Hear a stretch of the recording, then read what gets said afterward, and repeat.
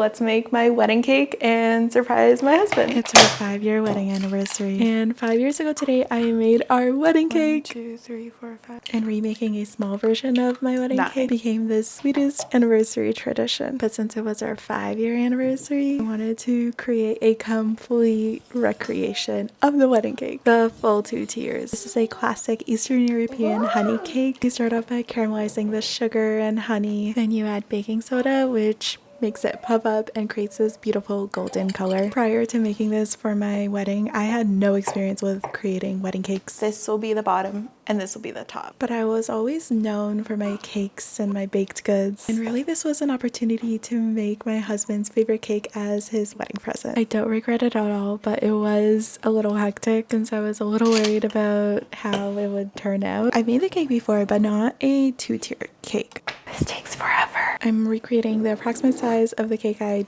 made for the wedding and repeat like 500 times. But I also made 2 giant sheet cakes for 110 guests. Oh, this is my favorite vanilla that I've been saving for this special occasion for the sour cream whipped filling, which is so creamy and tangy and delicious. But moving back to the giant sheet cakes, I made them well in advance and popped them in the freezer because this cake keeps really well frozen. And then I had this 2-tier cake as the one on display that we could also cut into. Did not want to run out of cake. Once it chills, it's easier to trim and even it out.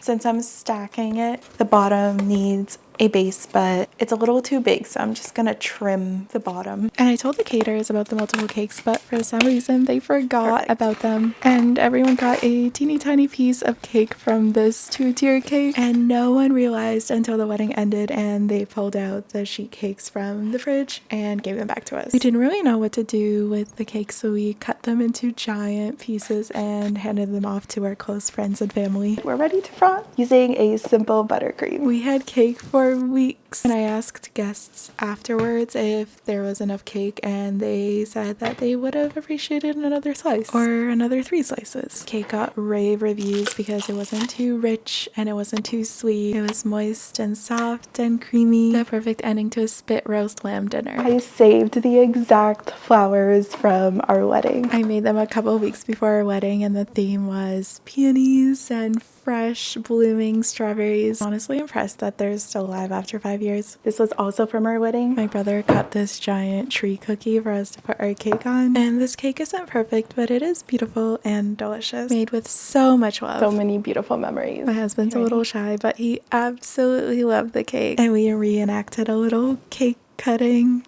Good job. I love our anniversary so much, especially because my husband's a little tricky to get presents for. Here you go. He never really wants anything, but he loves the homemade cake. That's so good. It really is really good. Does it taste like the wedding?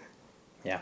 I've included photos from our wedding after this so you can compare how it looked like before. Let me know what you think. And did you or would you make your own wedding cake?